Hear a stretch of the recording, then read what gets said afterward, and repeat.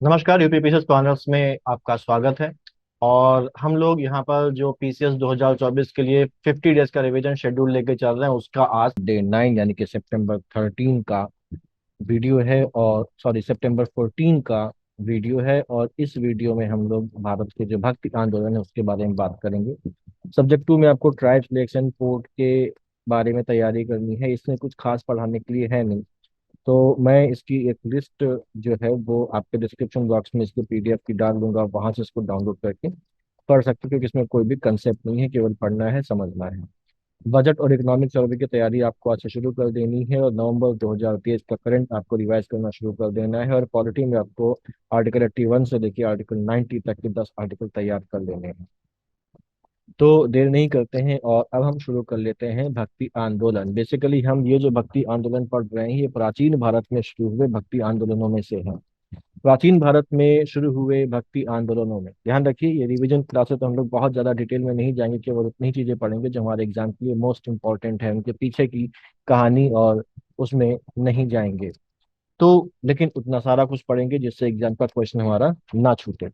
यहाँ पर अगर देखा जाए तो प्राचीन भारत के भक्ति आंदोलनों में जो इम्पोर्टेंट भक्ति आंदोलन है वो हमारे पास है। सबसे पहला जो है वो है चारवाक। चारवाक मत या चारवाक संप्रदाय। दूसरा है आजीवक संप्रदाय। तीसरा है बौद्ध जैन। बौद्ध और जैन के अलावा बाकी हमारे पास जो है उनमें शैव मत है। शैव मत के साथ फिर वैष्णव है, जिसको भागवत भी कहा जाता है। शाक्त है।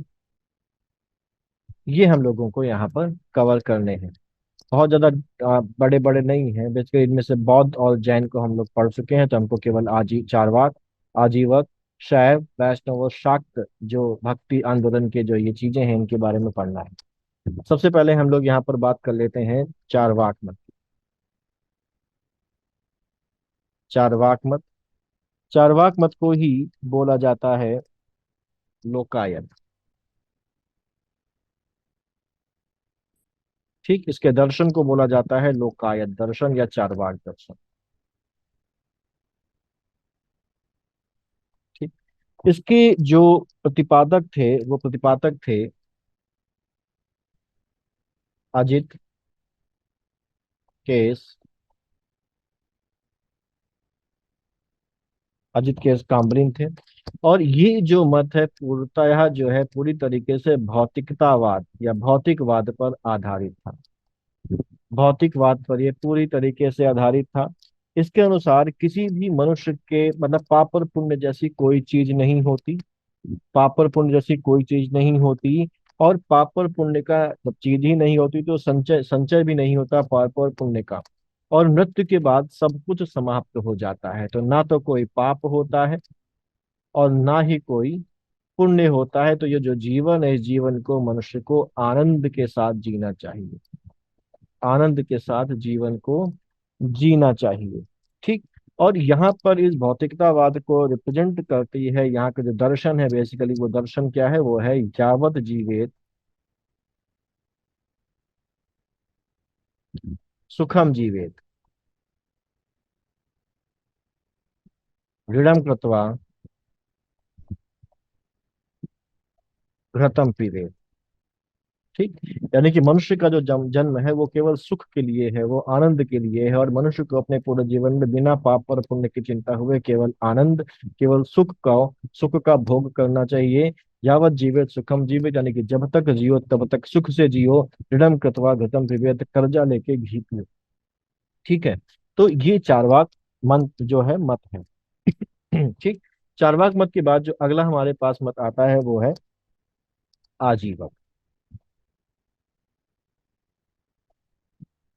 आजीवक मत या आजीवक संप्रदाय। जो आजीवक मत या आजीवक संप्रदाय है, बेसिकली ये क्या था, ये एक भाग्यवादी या नियतिवादी संप्रदाय था।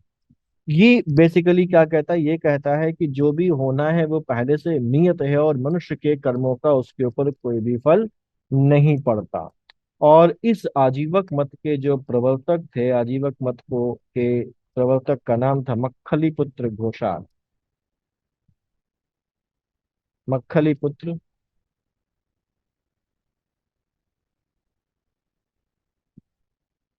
घोषाल। बेसिकली इनकी जो माँ थी, उन माँ का जो नाम था वो भद्दा था। और इनके पिता एक मंखा थे। मंखा का मतलब होता है वह व्यक्ति जो धार्मिक चित्रों का प्रदर्शन करता है, उसको मंखा बोलते हैं। तो उनके पिता के मंखा नाम होने की वजह से इनका नाम मक्खली पुत्र हो गया। और क्योंकि इनका जन्म एक गौशाला में हुआ था, इसलिए इनके नाम के साथ जुड़ गया घोषाल। और पूरा नाम हो गया मक्खली पुत्र घोषाल। इनका जन्म जो हुआ था, ये जन्म उत्तर प्रदेश के में एक गांव है सरावन। सरावन गांव में हुआ था, जो कहाँ पर है, जो आज के श्रावस्ती में सिचुएटेड है।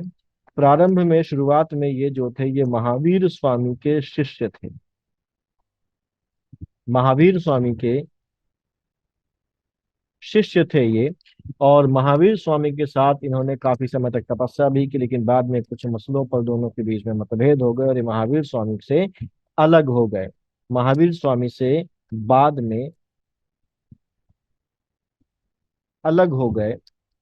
और अलग होकर इन्होंने आजीवक संप्रदाय की शुरुआत की। आजीवक संप्रदाय की शुरुआत की किसने शुरुआत करी? मक्खली पुत्र घोषाल ने। मक्खली पुत्र घोषाल बेसिकली अगर देखें तो महावीर स्वामी के ये समकालीन थे। बुद्ध के भी थोड़ा समकालीन ये थे। और इनका जो अनुबंध थी वो महावीर स्वामी के तो साथ थी ही थी। बुद्ध ने इनको मूर्ख बोला है। क्या बोला है? मूर्ख कहा। बुद्ध ने आजीवक मत के जो मक्खली पुत्र घोषाल थे उनको मूर्ख कहा था, कि व्यक्ति ईश्वर और किसी और दुख से उतना परेशान नहीं है जितना वो मक्खली पुत्र घोषाल की इन मान्यताओं से, इन बातों से परेशान है। ठीक है, और ये मानवता को और मनुष्य को नष्ट करने का काम कर रहे हैं। आजीवक बेसिकली क्योंकि नियतिवादी थे, तो उनके जो काल थे वो भी अजीबो गरीब थे। ये शरीर को गंदा रखते थे, नहाते धोते नहीं थे, मोर पंखों को धारण करते थे और अशोक वृक्ष की पूजा करते थे। इसकी पूजा करते थे, अशोक वृक्ष की पूजा करते थे। गंदे रहते थे और मोर पंख धारण करते थे। ठीक। इसके अलावा अगर देखा जाए तो इनके जो अनुयायी थे, तो ये जो मत था ये मौर्य काल में बहुत लोकप्रिय था। मौर्य काल में ये बहुत लोकप्रिय था और कई सारे लोग जैसे बिंबिसार इसका अनुयायी था। ऐसे ही कौशल का राजा जो प्रसेनजीत था, प्रसेनजीत भी इसका,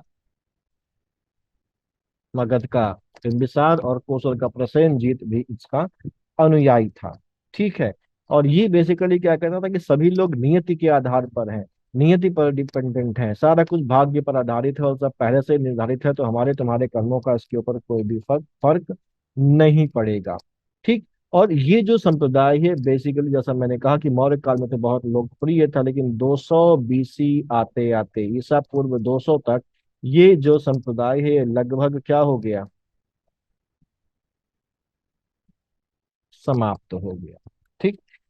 इसके बाद जैन और बौद्ध धर्म तो हम लोगों ने कवर कर लिया है ऑलरेडी। और अब हम लोग बात करते हैं आगे, और बात करते हैं अगले संप्रदाय की, जिसका नाम है शैव संप्रदाय। ठीक। जो शैव संप्रदाय है बेसिकली नाम से ही जाहिर हो रहा है ये भगवान शिव पर आधारित है। तो अब आ जाते हैं, बात करते हैं शैव धर्म की।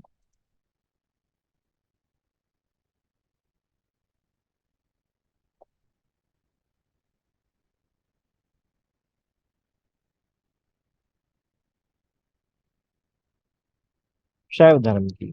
शैव बेसिकली अगर देखें तो भारत का जो प्राचीनतम एक तरीके से धर्म या संप्रदाय था। क्यों?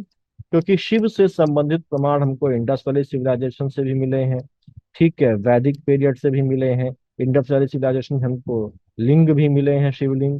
साथ ही साथ हमको जो पशुपति का रूप है, पशुपति का जो मुद्रा है वो भी मिली है, जो बताता है कि उस समय भी शिव से परिचित थे लोग। वैदिक पीरियड में ऋग्वेद में बेसिकली शिव का वर्णन नहीं है, शिव शब्द आया है, लेकिन वो शिव शब्द बेसिकली सुख को डिनोट कर रहा है। हाँ, इनको यहाँ पर रुद्र और त्र्यंबक कहा गया है वेदों में, ठीक।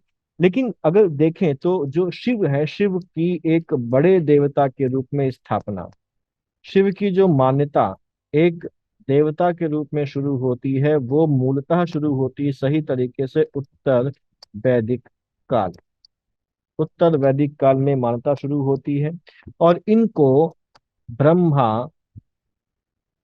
और विष्णु के साथ महेश के रूप में त्रिदेव का दर्जा दिया जाता है, त्रिदेव का दर्जा दिया जाता है। अगर हम देखें तो जो शिव है, शिव की पूजा का उल्लेख, शिव की पूजा का उल्लेख मेगस्थनीज ने भी किया। और मेगस्थनीज के द्वारा किया गया उल्लेख किसी दस्तावेज में शिव की पूजा का पहला उल्लेख है। और इसने जो शिव है, शिव को शिव नहीं कहा, बल्कि शिव को इन्होंने कहा है डायनोसियस। मेगास्थनीज ने शिव को डायनोसियस कहा है, ठीक। साथ ही साथ पतंजलि जो है, उन्होंने जो महाभाष्य लिखा था उसमें भी उन्होंने शिव के अलग अलग नामों का वर्णन किया है। और शिव के उपासकों को, जो पतंजलि हैं, पतंजलि ने अपने महाभाष्य में शैव कहा है। किसे कहा है? शिव के उपासकों को शैव कहा है, ठीक। शिव की जो सबसे बड़ी मूर्ति, सबसे प्राचीनतम मूर्ति, शिव की प्राचीनतम जो मूर्ति है वो हमें कहाँ से मिली है? वो हमें मिली है रेणुगुंटा से, जो कि आंध्र प्रदेश में है। और ये बेसिकली जो है वो फर्स्ट बीसी या सेकंड बीसी, यानी कि पहली शताब्दी ईसा पूर्व या द्वितीय शताब्दी ईसा पूर्व के आसपास की है, ठीक है। अच्छा, इसके अलावा हम लोगों ने अभी पिछली क्लास में जब हम लोगों ने पोस्ट मॉडर्न देखा तो हम लोगों ने वहां पर देखा था कि शक, पार्थियन और कुषाण, ये भी क्या थे? ये भी शैव थे, ठीक। और अशोक जो था मौर्य काल का, अशोक भी बौद्ध बनने के पहले शैव धर्म मानता था। और इसका प्रमाण कैसे मिलता है? उसने ओंकारेश्वर मंदिर की स्थापना की थी। कहाँ? सॉरी, ओंकारेश्वर नहीं, अशोकेश्वर मंदिर की स्थापना की थी। कहाँ पर की थी? अशोकेश्वर मंदिर की स्थापना उसने श्रीनगर में की थी। और इसकी जानकारी हमको कहाँ से मिलती है? इसकी जानकारी हमको कल्हड़ की राज तरंगिणी से मिलती है। कल्हड़ की राज तरंगिणी से हमको इसकी जानकारी मिलती है, ठीक। अब गुप्त, वैसे तो वैष्णव थे, अगर हम आगे चले तो गुप्त हमारे वैष्णव थे, लेकिन गुप्त काल में वैष्णव धर्म के साथ शैव धर्म की भी जो है वो वहां पर उपस्थिति मौजूद थी, ठीक है। और यहाँ पर जो ह्वेन सांग है, जो हर्षवर्धन के समय भारत आया था, उसने बताया है कि जो वाराणसी है, या बोले तो कि जो काशी है, वो क्या है? वो शैव धर्म का केंद्र है। और उसने कहा कि यहाँ शिव के 100 मंदिर है, शिव के 100 मंदिरों का उसने वर्णन किया है। अब शैव धर्म में भी अलग अलग संप्रदाय हैं। शैव धर्म के संप्रदाय, तो शैव धर्म के कुल 4 संप्रदाय हैं, जिनका जो उल्लेख है वो उल्लेख मिलता है किसमें? इनका उल्लेख मिलता है वामन पुराण में। उल्लेख वामन पुराण में मिलता है। ये 4 जो संप्रदाय हैं, 4 संप्रदाय कौन कौन से हैं? तो इनमें एक संप्रदाय है जिसको हम शैव बोलते हैं, दूसरा है पशुपत संप्रदाय, तीसरा है हमारा कालामुख संप्रदाय, और चौथा है कापालिक संप्रदाय। ठीक, एक एक करके समझते हैं। सबसे पहले बात करते हैं पहले संप्रदाय की, जो कि है शैव संप्रदाय। ये शैव संप्रदाय बेसिकली अगर देखें तो ये दक्षिण भारत का दर्शन है। ठीक है, और यहाँ पर बेसिकली अगर बात करें तो ये कहता है कि जो सृष्टि है ये तीन चीजों पर आधारित है, जिसमें एक शिव है, एक शक्ति है, और जो तीसरा है वो बिंदु है। ठीक, शैव संप्रदाय के बाद दूसरा जो है पाशुपत संप्रदाय। पाशुपत संप्रदाय, ये जो संप्रदाय है बेसिकली ये प्राचीनतम संप्रदाय है, क्योंकि पशुपति मुद्रा भी हमको मिली है। कहाँ से मिली है? आईबीसी में शिव को पशुपति के रूप में दिखाया गया है। यहाँ पर अगर देखा जाए तो इस संप्रदाय का जो वास्तविक संस्थापक है वो माना गया है लकुलीश को। लकुलीश, लकुलीश को यहाँ का वास्तविक संस्थापक माना गया है। और लकुलीश का जो जन्म हुआ था वो जन्म हुआ था कहाँ पर? गुजरात। ठीक, गुजरात में हुआ था। नेक्स्ट हमारे पास है कापालिक संप्रदाय, तीसरा।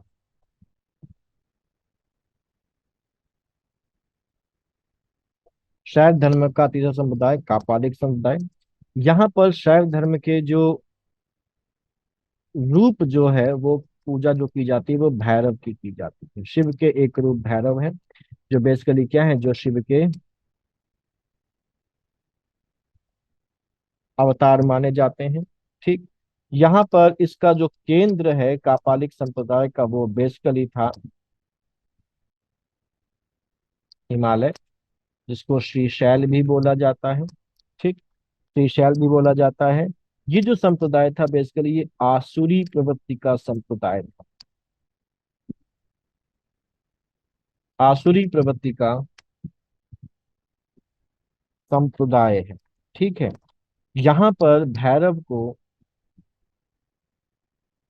बलि दी जाती है, और कभी कभी भैरव को नरबलि भी दी जाती है। ठीक, इसमें स्त्री को, मांस को और मदिरा को साधना का भाग माना जाता है। भाग माना जाता है, और ये लोग कपाल में, तो सिर की खोपड़ी में, इसमें जो है वो भोजन करते थे। कापालिक इसमें भोजन करते थे। ठीक, कापालिक के बाद अगला हमारा आता है कालामुख संप्रदाय।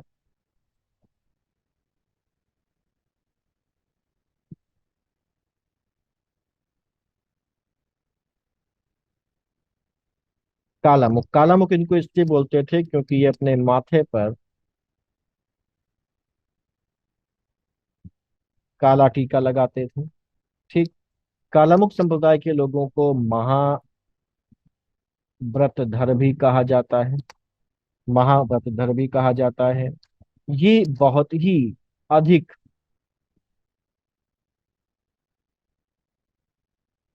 विभत्स तरीके से काम करते हैं। जैसे ये मानव कपाल में शराब का सेवन करते हैं, मानव कपाल में ये भोजन करते हैं। ठीक, ये मानव मांस खाते हैं, चिता की राख को शरीर पर लगाते हैं। ठीक है, चिता की राख को शरीर पर लगाते हैं। और यहाँ पर अगर देखा जाए तो ये बेसिकली कर्नाटक के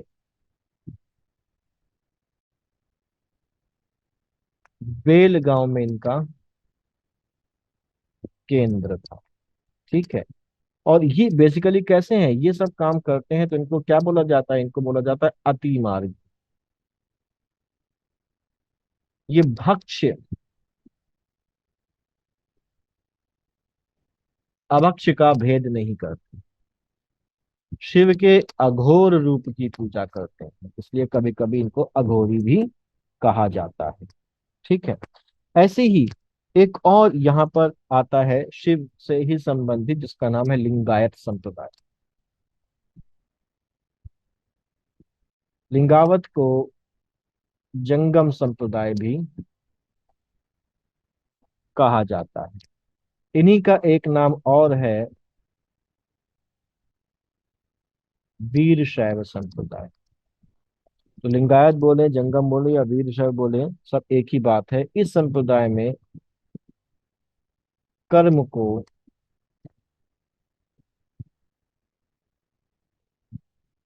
प्रधानता दी गई, कर्म को प्रधानता दी गई है। इसके जो संस्थापक हैं वो अल्ल प्रभु या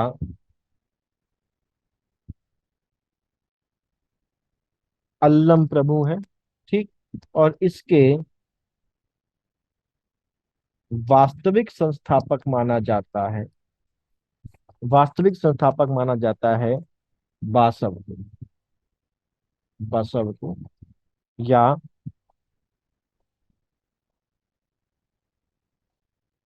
बसवण्ण को। तो बसव या बसवण्ण इसके वास्तविक संस्थापक थे। और इनका जो जन्म हुआ था वो 1125 ईस्वी में हुआ था, कर्नाटक के बीजापुर। ठीक है।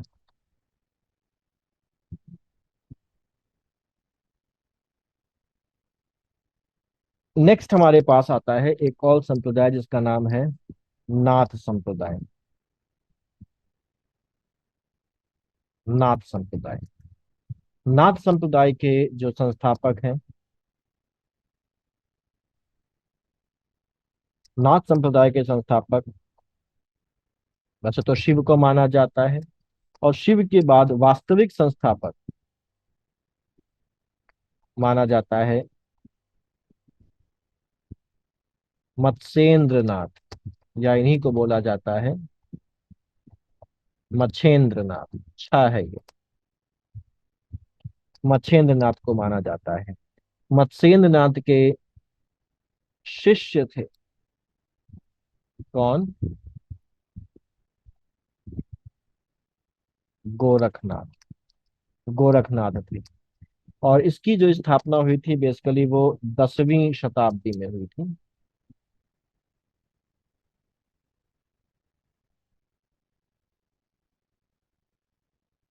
बंगाल,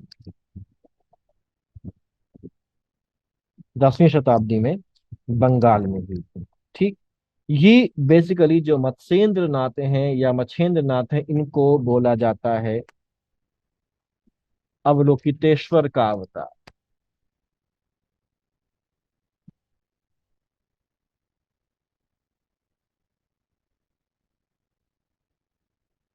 इसके द्वारा बौद्धों द्वारा माना जाता है। ठीक है। अब यहाँ पर आगे और देखें, ये लोग अपने कानों में बड़े बड़े कुंडल धारण करते हैं। इससे क्या होता है, इनके जो कान है वो फट जाते हैं, इसीलिए इनको कहा जाता है कनफटा। कनफटा भी कहा जाता है, कनफटा भी इनको कहा जाता है।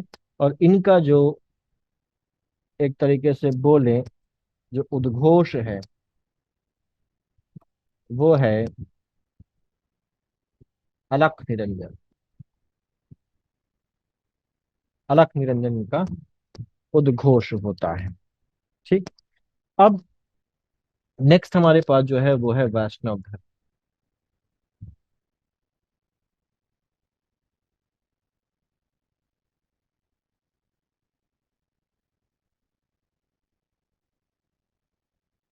इसी को भागवत धर्म भी बोलते हैं। वैष्णव धर्म को ही भागवत धर्म भी बोला जाता है। और इसी धर्म को पांच रात्रिक धर्म भी बोला जाता है। यहाँ पर बेसिकली ये धर्म विष्णु या कृष्ण से संबंधित है। ठीक है, विष्णु या कृष्ण से संबंधित है। और वैष्णव धर्म की जो शुरुआत होती है वो बेसिकली भागवत धर्म के रूप में होती है, भागवत धर्म के रूप में होती है। और इसका जो संस्थापक माना जाता है वो माना जाता है कृष्ण या वासुदेव, जिनके पिता का नाम क्या था, जिनके पिता का नाम था वसुदेव। ध्यान रखिए, वसुदेव और वासुदेव दोनों में अंतर है। ठीक। इनकी माता का नाम था देवकी, और इनके गुरु का नाम था घोर अंगिरस। इनके गुरु का नाम था। और ये सब बातें किसमें बताई गई हैं, ये सब बातें बताई गई हैं छांदोग्य उपनिषद। छांदोग्य उपनिषद में बताई गई। बाद में जब कृष्ण को विष्णु का अवतार कहा गया,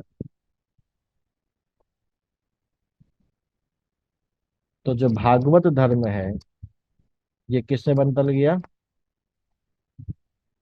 वैष्णव धर्म। यानी कि फिर भागवत और वैष्णव धर्म समान हो गए, एक ही हो गए।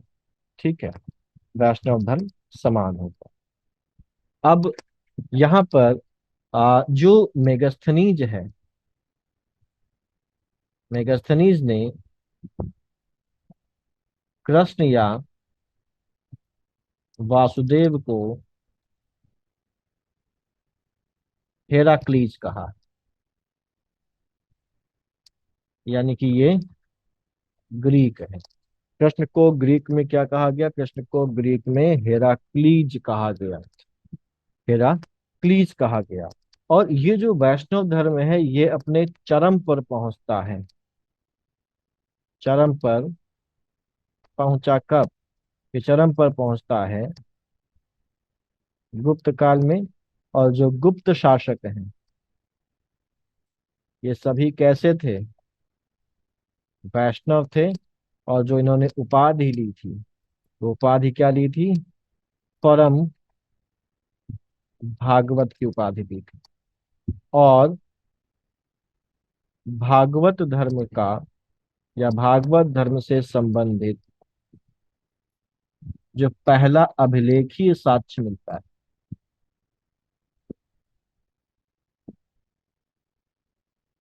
वो क्या है, वो बेस नगर का गरुड़ स्तंभ है, या जिसे हेलियोडोरस का बेस नगर अभिलेख भी कहा जाता है। ठीक। हेलियोडोरस कौन था, हेलियोडोरस राजदूत था। ठीक है, जिसको एंटियाल कीट्स ने भेजा था। और ये कहाँ पर आया था, नवे शुंग शासक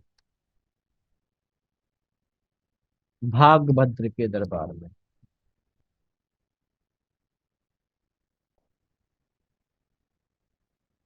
भागभद्र के दरबार में आया था। ठीक है। अब यहाँ पर जो वैष्णव धर्म है इसमें चतुर्व्यूह का सिद्धांत है।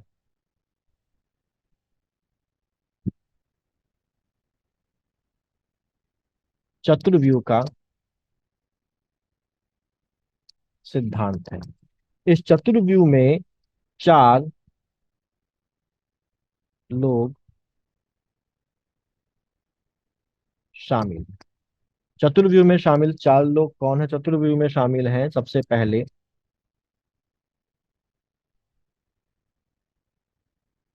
वासुदेव कृष्ण, जो कि देवकी पुत्र हैं। दूसरे हैं संकर्षण, जो कि कृष्ण और रोहिणी के पुत्र हैं। तीसरे हैं प्रद्युम्न, जो कि कृष्ण और रुक्मिणी के पुत्र हैं। चौथे हैं अनिरुद्ध, जो कि प्रद्युम्न के पुत्र हैं। ठीक, जो कि प्रद्युम्न के पुत्र हैं। और ये जो है ये प्रतीक हैं, किसके प्रतीक हैं? जैसे वासुदेव प्रतीक हैं परम तत्व के, संकर्षण प्रतीक हैं जीव के या प्रकृति के, प्रद्युम्न प्रतीक हैं मन के या बुद्धि के, और अनिरुद्ध प्रतीक हैं अहंकार के, अहंकार के प्रतीक हैं। ठीक। बाद में वायु पुराण में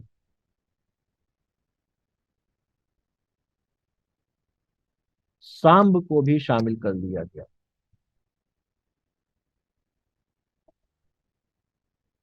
और जब सांब को शामिल कर लिया गया तो ये चतुर्व्यूह क्या बन गया? ये बन गया। अब इनको पांचों को मिलाकर बोला गया पंचव्यूह। और अब इसमें जो पांच शामिल हैं, इन पांच लोगों को बोला गया पंचवीर। क्या बोला गया? पंचवीर या पंच वृष्णिवीर।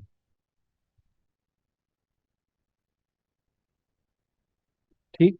जिसमें एक वासुदेव कृष्ण है, संकर्षण है, प्रद्युम्न है, अनिरुद्ध है, और अब पांचवें कौन से आ गए इसके हिसाब से? ये आ गए हमारे सांब। सांब कौन है? सांब किसके पुत्र हैं? तो ये जो सांब है, ये जो सांब है, ये कृष्ण और जाम्बवती के पुत्र हैं। ठीक। जाम्बवती माना जाता है कि जो रामायण में जाम्बवंत थे उनकी पुत्री है। ठीक है। तो ये जो है ये वहां पर है। और इन पंच वृष्णि वीरों की पूजा का जो साक्ष्य है वो हमको मिलता है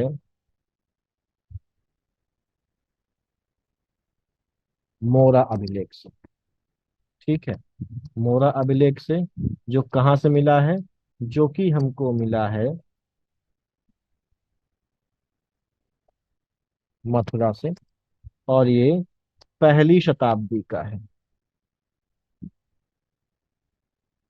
पहली शताब्दी का भी होते हैं।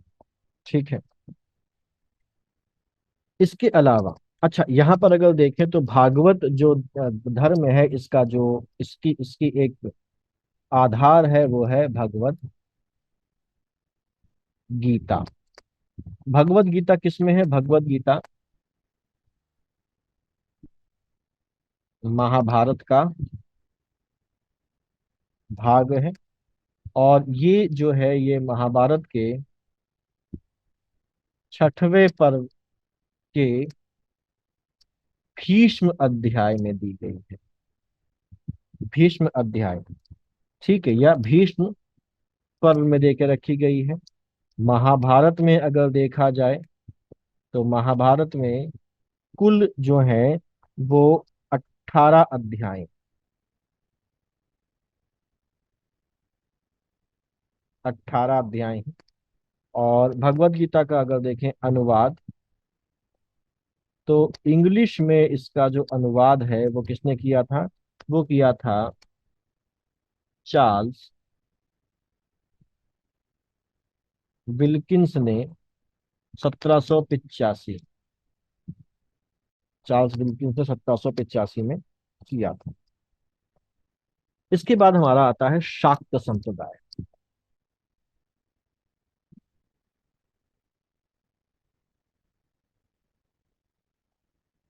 शाक्त संप्रदाय, जो शाक्त संप्रदाय है बेसिकली ये देवियों या शक्ति से संबंध, इसमें बेसिकली शक्ति की उपासना होती है। शक्ति की उपासना होती है। और शक्ति से संबंधित जो पूजा स्थल है उसको बोला जाता है शक्तिपीठ। ठीक।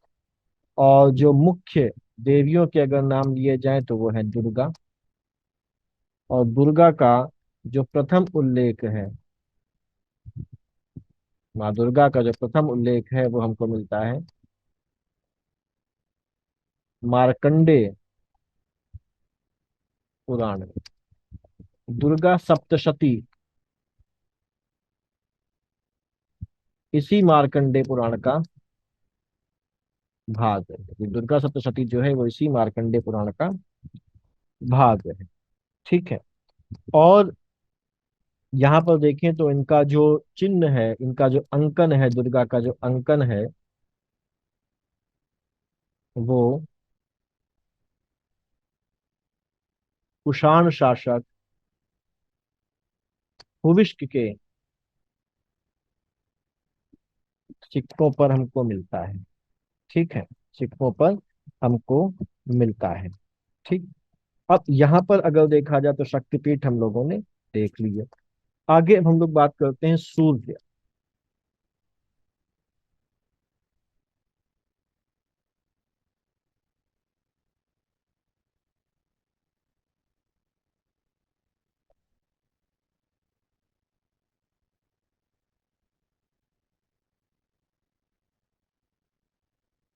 सूर्य उपासना, तो सूर्य माना जाता है कि सूर्य उपासना की जो शुरुआत है,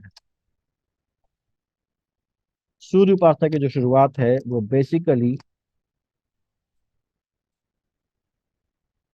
पहली शताब्दी से होती है।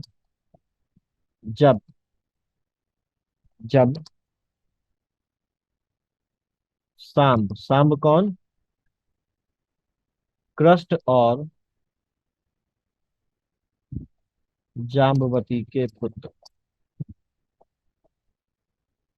ईरान से पुरोहितों को लेकर भारत आते हैं। ईरान से पुरोहितों को भारत लाए। ये जो पुरोहित हैं इनको कहा गया मग।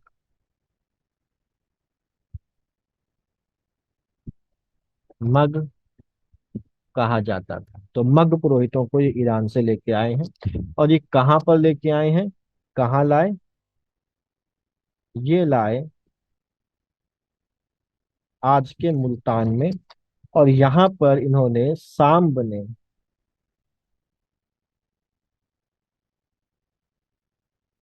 सूर्य मंदिर की स्थापना की। सूर्य मंदिर की स्थापना की और ये भारत का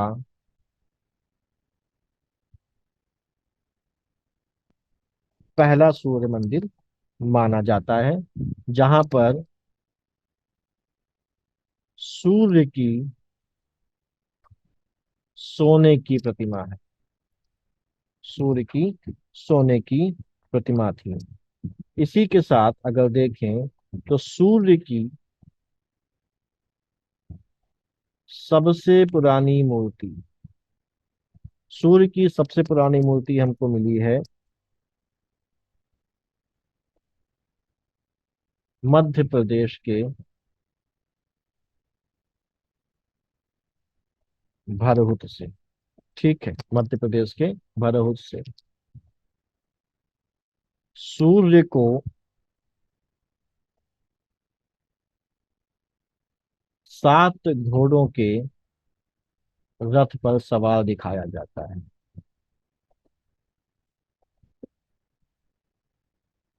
जबकि शुरुआत में केवल 4 घोड़ों के रथ पर दिखाया जाता था। ठीक है, शुरुआत में केवल 4 घोड़ों के रथ पर दिखाया जाता था। और ये 7 घोड़ों के रथ पर कब से दिखाया जाने लगा? गुप्त काल से। अब भारत में कई सारे सूर्य मंदिर है जिन पर एग्जाम में सवाल पूछा जाता है। तो भारत में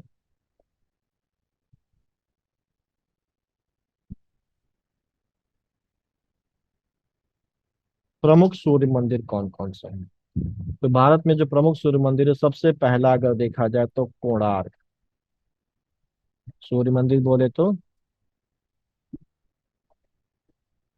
सन टेम्पल, कोणार्क। ये कहाँ पर है? ये उड़ीसा में है। इसका निर्माण किसने करवाया था? इसका निर्माण करवाया था राजा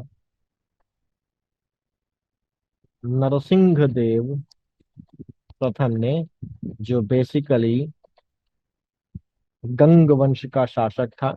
और निर्माण करवाया गया था 1250 एडी में, 1250 एडी में। ठीक। ये यूनेस्को वर्ल्ड हेरिटेज साइट है।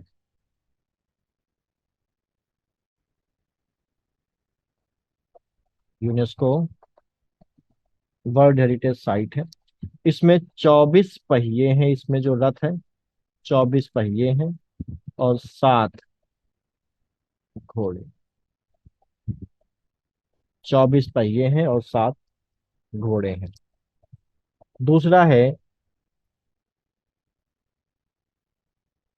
मोढेरा, MODHER, मोढेरा का सूर्य मंदिर, जो कहाँ पर है? गुजरात के मोढेरा। मोढेरा गुजरात में है। इसका जो निर्माण करवाया था, इसका निर्माता कौन है? इसका निर्माता है सोलंकी वंश का भीमदेव प्रथम। और निर्माण करवाया गया था 1026 एडी। ठीक है, एडी में।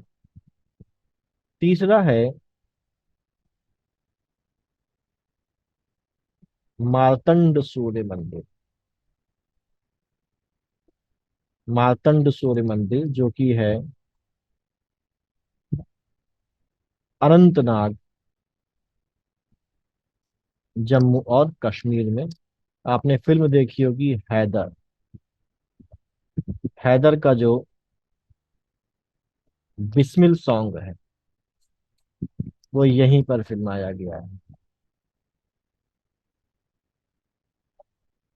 हैदर का जो बिस्मिल सॉन्ग है वो यहीं पर फिल्माया गया है। आप इस मंदिर को देख सकते हैं वहां पर। इसका जो निर्माता है, वो इसका निर्माण करवाया था ललितादित्य। साफ साफ लिख देता हूँ, ललितादित्य मुक्तापीड ने। ललितादित्य मुक्तापीड ने, जो यहाँ के करकोट वंश का शासक था। और इसका निर्माण हुआ है 8वीं शताब्दी में। 8वीं शताब्दी। इसको तोड़ दिया गया था। तोड़ा किसने? सिकंदर बुत शिकन ने। और अब ये क्या है? ये एक खंडहर के रूप में इसके केवल अवशेष बचे हैं, जो आपको इस गाने में देखने को मिल जाएंगे। मार्तंड सूर्य मंदिर के बाद अगला है हमारा ओसियां सूर्य मंदिर, चौथा। ओसियां सूर्य मंदिर, जो कहाँ है? ओसियां राजस्थान में। प्रतिहार वंश के शासकों द्वारा इसका निर्माण करवाया गया था। प्रतिहार वंश के शासकों द्वारा इसका निर्माण करवाया गया था। ओसियां सूर्य मंदिर के बाद हमारा है उदयगिरी, पांचवा। उदयगिरी सन टेम्पल, उदयगिरी सूर्य मंदिर, ये कहाँ पर है? ये उदयगिरी में है। और ये 5वीं शताब्दी का मंदिर है। 5वीं शताब्दी का है। छठा है, यानी कि गुप्त वंश में के काल में इसका निर्माण करवाया गया, कटारमल सूर्य मंदिर। कटारमल सूर्य मंदिर है अल्मोड़ा। और अल्मोड़ा कहाँ है? अल्मोड़ा है उत्तराखंड में। इसका जो निर्माण करवाया था वो राजा कटारमल ने कराया था। जो उत्तराखंड के कत्यूरी वंश के थे। उत्तराखंड के कत्यूरी वंश के थे। ठीक है। ये हिमालयी शैली में बना हुआ है। और एक और मंदिर देख लेते हैं, सूर्य नारायण मंदिर।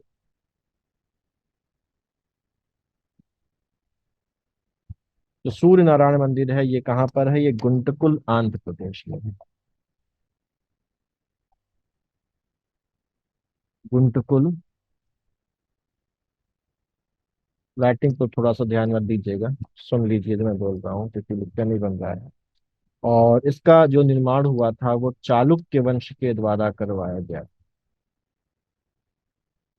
चालुक्य वंश द्वारा किया गया था। चालुक्य शैली का है और सूर्य की पूजा की जाती है। तो ये 7 मुख्य सूर्य मंदिर हैं भारत में। इन पर अक्सर सवाल एग्जाम में पूछ लिया जाता है।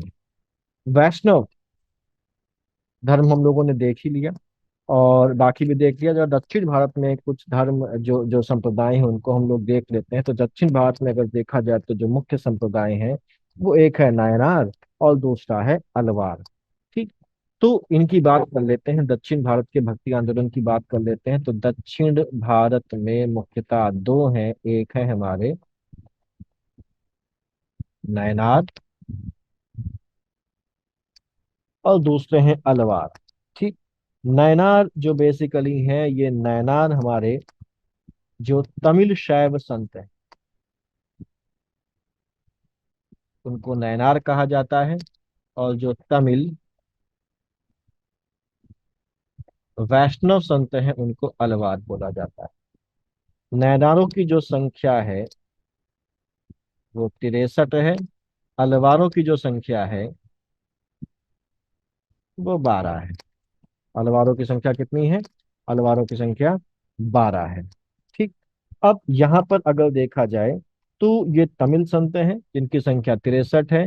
और इनकी जो सूचना है, इनकी जो जानकारी हमको मिलती है, ये कहाँ से मिलती है?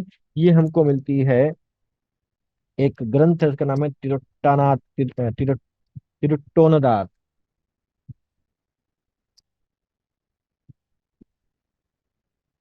तिरुट्टोनदार टोकई, ये इनका एक ग्रंथ है जिसकी जो रचना की थी वो रचना की थी सुंदर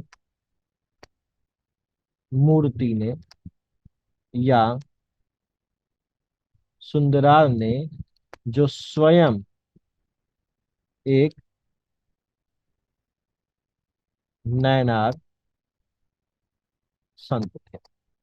एक और ग्रंथ है जिससे इनकी जानकारी मिलती है, वो तिरुत्तोंतर तिरुवंताति। तमिल नाम है ना, तो थोड़ा सा जबान लड़खड़ाती है। तिरुत्तोंतर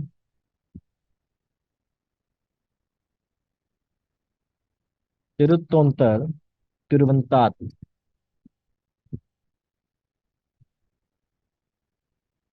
इसकी जो रचना की थी, वो रचना की है नम्बी अंडार नम्बी ने।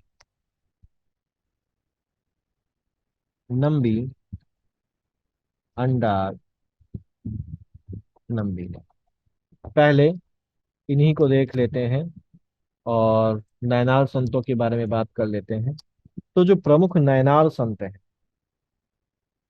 इंपॉर्टेंट नैनार संत हैं, उनके बारे में बात कर लेते हैं। तो प्रमुख नैनार संतों में अगर देखा जाए तो एक है अप्पर। ये बेसिकली पहले जैन भिक्षु थे, बाद में शैव बने और नैनार संत बन गए। नैनार संत बन गए। इन्होंने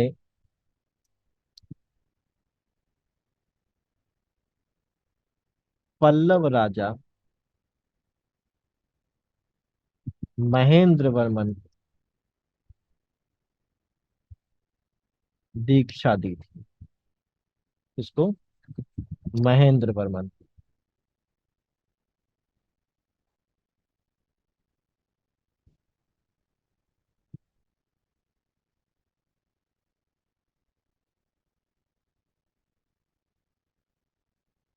महेंद्र वर्मन को इन्होंने दीक्षा दी थी। नेक्स्ट है हमारे तिरुज्ञान संबंदर।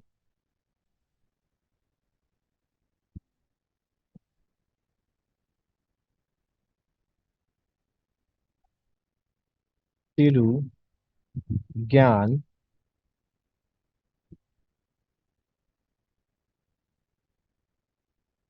संबंदर। ठीक है। ये बेसिकली जो है, ये इनको नयनारों में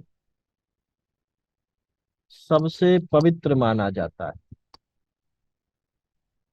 नयनारों में सबसे पवित्र माना जाता है। ठीक है, क्लियर। इनको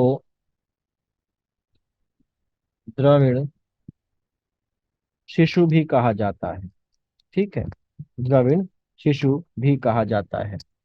अगले हैं हमारे, जिनका नाम हम लोगों ने अभी ऊपर देखा, सुंदरार या सुंदर मूर्ति।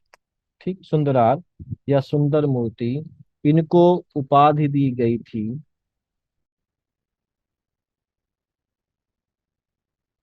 ईश्वर का मित्र।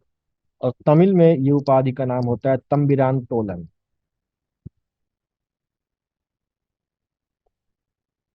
तंबिरान तोलन का नाम, मतलब ये उपाधि है। और इनको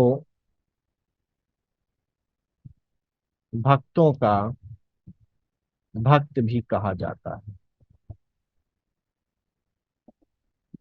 भक्तों का भक्त भी इन्हीं को कहा जाता है। किसको कहा जाता है? सुंदरात या सुंदर मूर्ति को कहा जाता है। नेक्स्ट है हमारे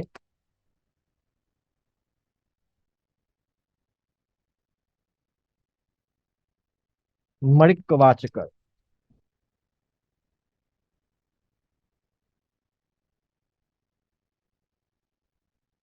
मणिकवाचकर। ठीक है। ये बेसिकली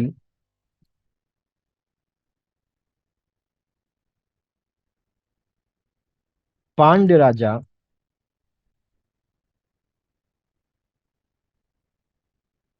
अरिकेसरी मारवर्मन के प्रधानमंत्री भी थे। और ये जो चार हमने हैं देखे, इन चारों को बोला जाता है समयाचार। ठीक। इसके अलावा और भी हैं, कुल 63 हैं, तो ये चार ही हम लोगों ने देखे हैं। इनमें से एक और इम्पोर्टेंट है नंदनार। नंदनार इसलिए इम्पोर्टेंट है क्योंकि ये अछूत थे और स्पृश्य जाति से आते थे, चमड़ों का काम करते थे वगैरह वगैरह। ठीक। यहाँ पर इनकी जो सबसे पवित्र पुस्तक है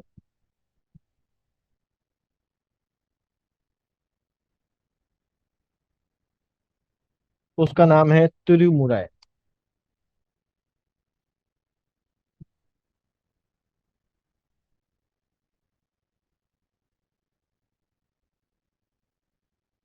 तिरुमुरै, कहीं कहीं ये तिरुमुडै के नाम से भी लिखी मिलती है। इसके जो रचनाकार थे वो थे नंदी अंडार नंदी। नंदी अंडार नंदी इसके रचनाकार थे। और नंदी अंडार नंदी, तो कभी कभी इनको नंबी अंडार नंदी भी कहा जाता है।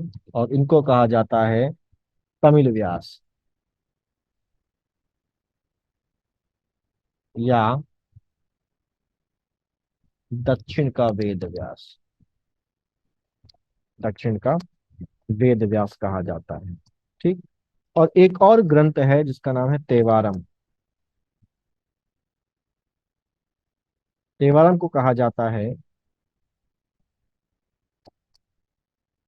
द्रविड़ वेद। देवारम को द्रविड़ वेद बोला जाता है। नेक्स्ट अब हम लोग बात कर लेते हैं अलवार की। अलवार मुख्यतः वैष्णव संत थे, मैंने बताया था इनकी संख्या 12 थी। और ये 12 अलवार संत हुए हैं।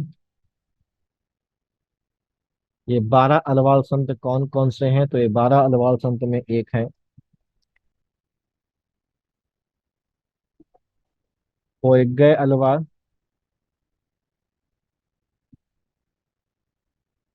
दूसरे हैं तिरुमालिसय अलवार।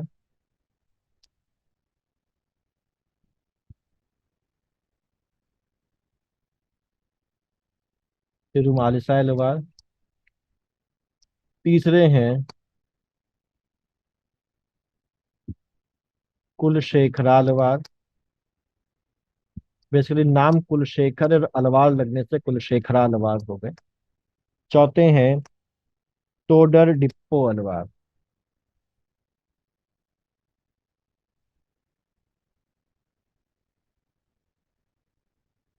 टोडर डिप्पो अलवार।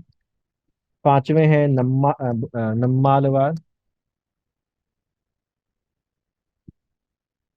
छठे हैं भूतत्तालवार। भूतत्तालवार।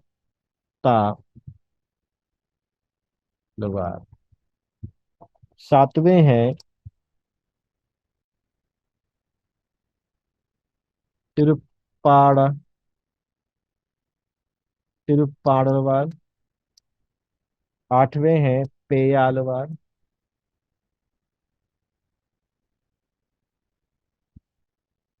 नवे हैं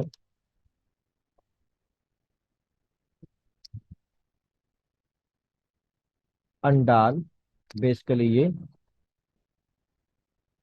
महिला है, अकेली महिला है इन 12 अलवारों में से। 10वें हैं मधुर कवि अलवार।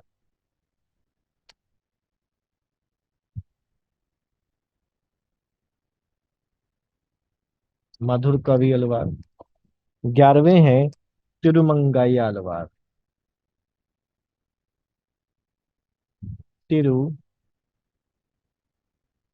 तिरुमंगैया अलवार। और नंबर 12 है पेरिया अलवार। इन 12 में से जो अंडाल थी वो महिला अलवार संत, 12वीं महिला अलवार संत थी। ठीक। इनमें से जो कुलशेखरा अलवार थे, ये जो कुलशेखरा अलवार थे, इनके बारे में एक बात ध्यान रखनी है कि कुलशेखरा अलवार बेसिकली केरल के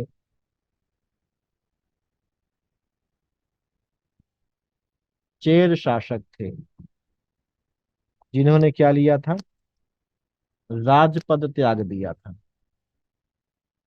राजपद त्याग कर ये क्या बन गए, अलवार संत बन गए। राजपद त्याग के अलवार संत बन गए। ठीक। वहीं ये जो सारे अलवार हैं, इनमें से जो अंडाल है, इनका जो एक नाम है वो एक नाम और भी है, इनको कुछ और नामों से भी जानते हैं। तो जो अंडाल अलवार है, इनका एक नाम कोडई भी है,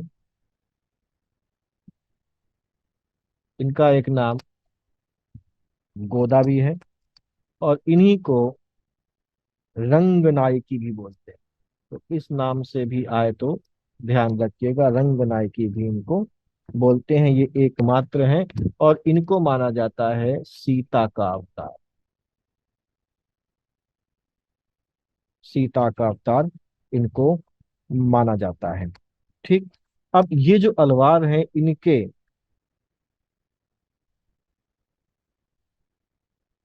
अलवार संतों के भजनों का एक संग्रह है। अलवार संतों के भजनों का जो संग्रह है उसको बोलते हैं नलियार दिव्य प्रबंधन। नलियार दिव्य प्रबंधनम, जिसमें 4,000 भजन है। ठीक है, 4,000 भजन है। और इसको जो कंपाइल किया था, इसका जो संकलन किया था, वो किसने किया था, इसका संकलन किया था आचार्य नाथ मुनि ने, जो चोल शासक राजेंद्र चोल के कंटेम्पररी या समकालीन थे। ठीक है। और इसको जो है वो तमिल वेद भी कहा जाता है। तमिल वेद भी कहा जाता है। एक चीज और है जो थोड़ी सी इंपॉर्टेंट है, उसको हम देख लेते हैं। यहाँ पर वैष्णव संप्रदाय के कुछ लोग हैं जिन्होंने वैष्णव संप्रदाय के अंदर कुछ मतों का और कुछ अलग संप्रदायों का भी गठन किया था। जिसमें अगर देखें तो एक है हमारे पास, हम हेडिंग डाल लेते हैं आचार्य, उनके द्वारा स्थापित किया गया संप्रदाय, उनका द्वारा स्थापित किया जो मत है, जिस मत का वो करते थे। तो सबसे पहले अगर हम लोग देखें तो जो पहले आते हैं वो है हमारे शंकराचार्य। इनका जो संप्रदाय है वो है वैष्णव धर्म के अंदर स्मृति संप्रदाय, और जो मत है इनका वो है अद्वैतवाद। अद्वैतवाद के प्रतिपादक। दूसरे नंबर पे आते हैं रामानुज या रामानुजाचार्य। इनका जो संप्रदाय है वो वैष्णव है। इन्होंने प्रतिपादन किया था विशिष्टाद्वैत का। ठीक। तीसरे हैं माधवाचार्य या माधव, इन्हीं को आनंद तीर्थ भी कहा जाता है। इन्होंने, इनका जो संप्रदाय था वो ब्रह्म संप्रदाय था, और इनका जो मत था जिसका प्रतिपादन इन्होंने किया था वो था द्वैतवाद। द्वैतवाद। ठीक है। इसके बाद चौथे नंबर पर है हमारे विष्णु स्वामी,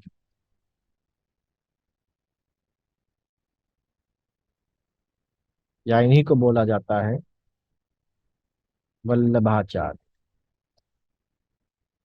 इनका जो संप्रदाय था वो था रुद्र, और इनका जो मत था वो था शुद्धाद्वैत, यानी कि शुद्ध अद्वैत। शुद्धात्वय।